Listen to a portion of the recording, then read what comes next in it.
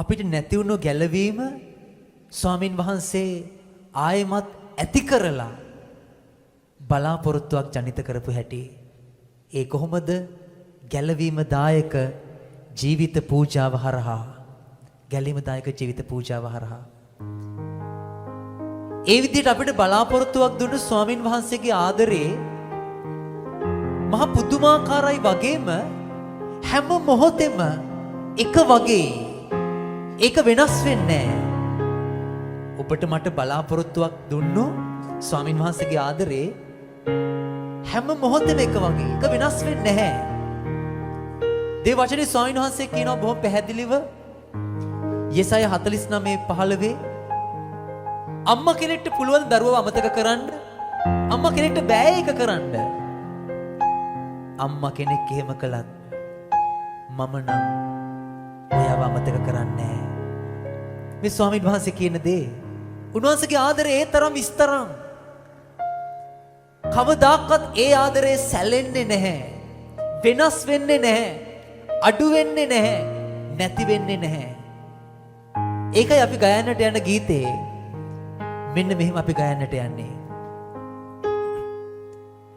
ජේසුනි ඔබේ ආදරේ සෑමදා නොසැලී තියේ ඔබේ ආදරේ මහ මෙරක් වගේ.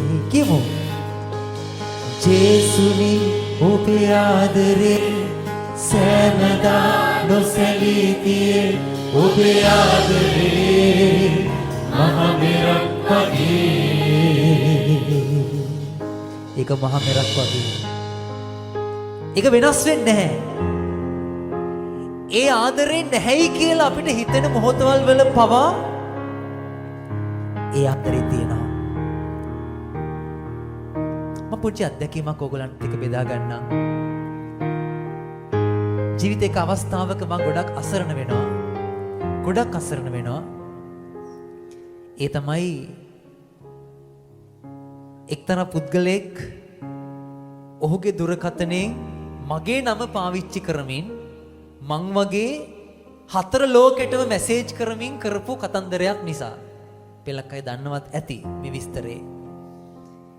එයා 4 ලෝකෙම ගෑනු ළමයින්ට මැසේජ් කරලා මං වගේ. පැහැදිලිද? දේවා නිකන් හිතන්න මගේ නමට මොනතරම් බරපතල හානියක්ද එතකොට වෙන්නේ. එයා CID එකේ පිළිගන්න විදිහට අවුරුදු 2ක් පුරාවට එයා ගෑනු ළමයි 5000කට එහා මැසේජ් කරලා තියෙනවා. මගේ නමට හරි මරුනේ එතකොට. අනේ කල්පනා කරලා බලන්නකෝ. හරි. එයා යවලා තියෙන නිකන් මැසේජස් විතරක් නෙවෙයි. සාමාන්‍ය මැසේජස් වලින් පටන් අරගෙන ඊට පස්සේ ඔක්කොම අනවශ්‍ය මැසේජස් අනවශ්‍ය පින්තූර ඉල්ලලා අනවශ්‍ය පින්තූර ෂෙයා කරගෙන මේ දින මගේ නමට ලොකු ඩැමේජ් එකක් කරනවා. CID එක මේකෙන් හොයන්න පටන් ගත්තට පස්සේ 4 ලෝකෙම සිද්ධි වාර්තා වෙනවා. කඩලානෙන්, අනුරාධපුරෙන්, මීගමුවෙන් හැම තැනින්ම සිද්ධි වාර්තා වෙනවා. එක්තරා දුවෙක් කියනවා අපේ WhatsApp group එකේ හිටපු හැමොත් එක්කම ෆාදර් මෙයා මැසේජ් කරලා තිබුණා. හැමොත් එක්කම අනවශ්‍ය මැසේජ් එවලා තිබුණා. මගේ නමට ලොකු ඩැමේජ් එකක් කරනවා. මේකත් එක්ක මම ගොඩක් අසරණ වෙනවා. ඒ දවස්වල මට ප්‍රෝග්‍රෑම්ස් වලට යන්න බෑ. මං හිටියේ දේශනා කණ්ඩායමක. මම ප්‍රෝග්‍රෑම්ස් කරද්දි මගේ හිත හෙල්ලෙනවා නිතර නිතර. මට හිතෙන්නෙම මේ ප්‍රෝග්‍රෑම්ස් වල අර මැසේජ් ආපු ගෑනු ළමෙක් ඇති. මං ගැන වැරදි විදියට හිතනවා ඇති. තේරෙනව නේද? ලොකු චකිතයක් එක ලොකු බයක් එක මං අසරණ වෙලා තමයි කාලේ ගත කළේ.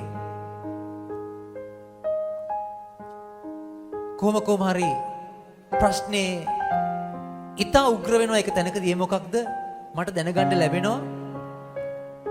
පෙලක් ස්වාමිලත් මේක ඇත්තයි කියලා විශ්වාස කරලා කියලා. මේ මැසේජස් දැක්කොත් ස්ක්‍රීන්ෂොට්ස් දැක්කොත් ඕගොල්ලන්ට සැකයක් එන්නේ නැහැ. ෆාදර් කෙනෙක් වගේ තමයි මැසේජ් කරලා තියෙන්නේ. පැහැදිලිද? Facebook එකෙන් ඩවුන්ලෝඩ් කරලා එයා මගේ ෆොටෝස් යවනවා. පුතේ මං අද මෙහි ප්‍රෝග්‍රෑම් එකකට ගියා. මේ මගේ ෆොටෝස් කියලා එයා මං වගේම තමයි මැසේජ් කරන්නේ.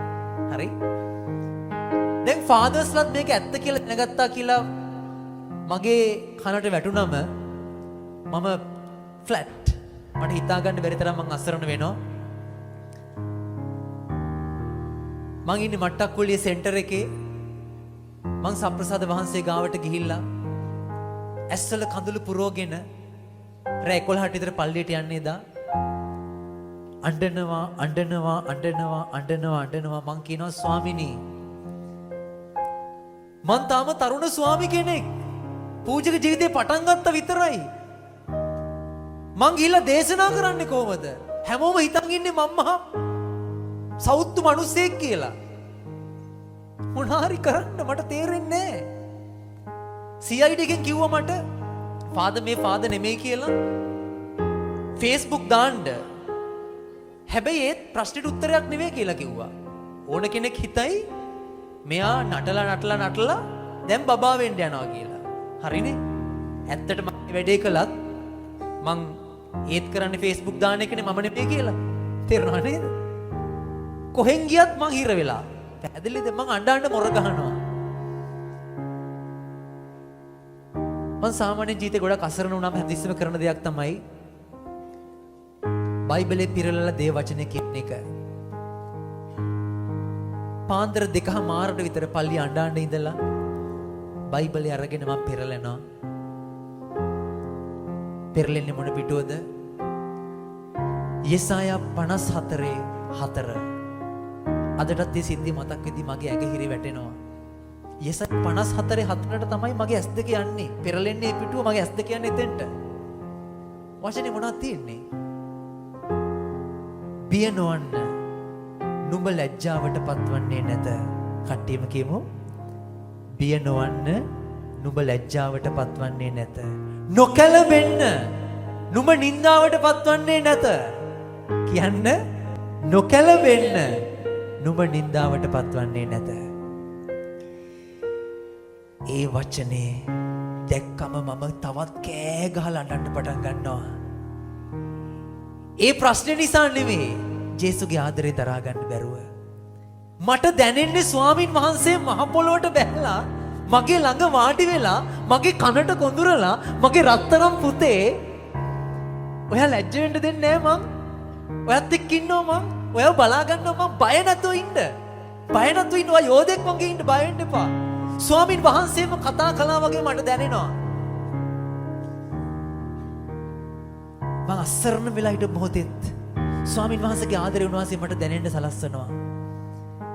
ඒක හිතා ගන්න බැරි ආදරයක්. හිතා ගන්න බැරි ආදරයක්. දැනුත් මේ සිද්ධිය කියද්දි මගේ ඇඟේ හිරිගඩු පිපෙනවා. මොකද මම දන්නවා මේ අත්දැකීමේ බරපතලකම. සනාසගේ ආදරේ මට දැනුච්ච ප්‍රබලකම. අපි ගෑනන ගීතික අපි කියන්න යනවා. හිතා ගන්නත් බෑ අදහා ගන්නත් බෑ ඇයි ඔබ මට මෙතරම් ආදරේ කියමු. හිතා ගන්නත් බෑ අදහා ගන්නත් බෑ ඇයි ඔබ මට මෙතරම් ආදරේ. බලාපොරොත්තු දෙවෙන ස්වාමීන් වහන්සේගේ ආදරේ හරියට අත්දැක්කොත් අපි ජීවිතේ වැටෙන්නේ නැහැ. ජීවිතේ වැටෙන්නේ නැහැ. එදා අර සිද්ධිය වෙන්න කලින් දවසේ රාත්‍රියේ මං අපේ ටීම් එකේ ෆාදර් අංගට කියලා තිබුණා ෆාදර් පහුවෙන්ද යන්න තියෙන ප්‍රෝග්‍රෑම් එකට මට යන්න බෑ. මම ෆුල් ඩවුන්. ෆාදර්ස්ලත් අරක ඇත්ත කියලා විශ්වාස කරලා තිනවා කියන්නේ මම ෆුල් ඩවුන්. මට බලාපොරොත්තුවක් නැහැ. හැබැයි අර බයිබල් පාඩේ දැක්කයින් පස්සේ එදා රෑ මගේ ඇඟට ගැම්මක් එනවා. නෑ මම බය වෙන්න ඕනේ නෑ. ඒ වෙලාවෙම ගිහිල්ලා ෆාදර් අංගට කියන්න බෑ. පාන්දර 2:00 වෙලාව ෆාදර් මං ෆාදර් මැසේජ් එකක් දානවා. ෆාදර් හෙට උදේ ප්‍රෝග්‍රෑම් එකට මං එනවා. අපි යන්. පැහැදිලිද? ස්වාමීන් වහන්සේගේ ආදරේ මට තියෙනවා කියලා දැනෙනකොට තියෙන බය සැක සංකා හැම දෙයක්ම නැතිලා යනවා. ඔයා යෝධෙක් වෙනවා. ඔයාගේ ජීවිතේ ඒ ස්වාමීන් වහන්සේගේ ආදරේව අත්දැක්කොත් ඔයාගේ ජීවිතේ බලාපොරොත්තුවක් ඇති වෙන්න පටන් ගන්නවා. ඔයාගේ ජීවිතේ ඔයාව වටන්න බැරි ප්‍රශ්නයක් නැති වෙනවා. ඔයා යෝධෙක් වෙනවා. ඒ වගේ ආදරයක් අපේ ස්වාමීන් වහන්සේගේ ආදරේ. ඒ ආදරය ගැන අපි ගයමු. ඔයගොල්ලෝ දන්න ගීතිකාවක්. දන්න කොටස් අපි හයියෙන් ගයමු.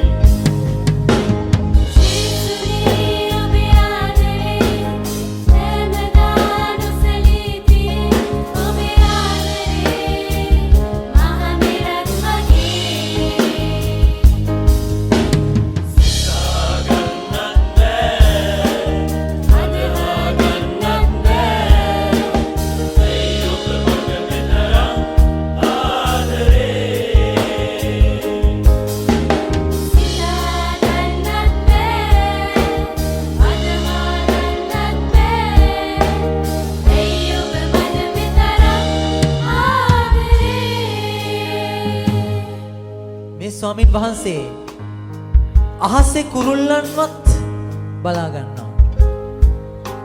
මේ වචනේ කියනවා අහසේ කුරුල්ලෝ ගැන පවා ස්වාමීන් වහන්සේ බලනවා නම් ඔයා ගැන ඊට වැඩියෙන් බලන්න නැතුව ඉඳීද කවදාවත්? මේ වචනේ කියනවා ඔයාගේ හිසේ තියෙන කෙස් පවා ස්වාමීන් වහන්සේ ගැනලා තියෙනවා. එච්චර ඔයාට උන්වහන්සේ ආදරය කරනවා. ඒ ආදරේ ජීවමානයි. ඒ ආදරේ ජීවමානයි. ඒ ආදරේ අරුමේ අපි වටහා ගත්තොත් අපේ ජීවිතේ වැටෙන්නේ නැහැ. බලාපොරොත්තුව දවසින් දවස උද්දීපනය වෙනවා. බලාපොරොත්තුවේ ගමනක් යන්න පුළුවන්කම ලැබෙනවා. එහෙනම් අපි ගයමු. අපි ගයමු.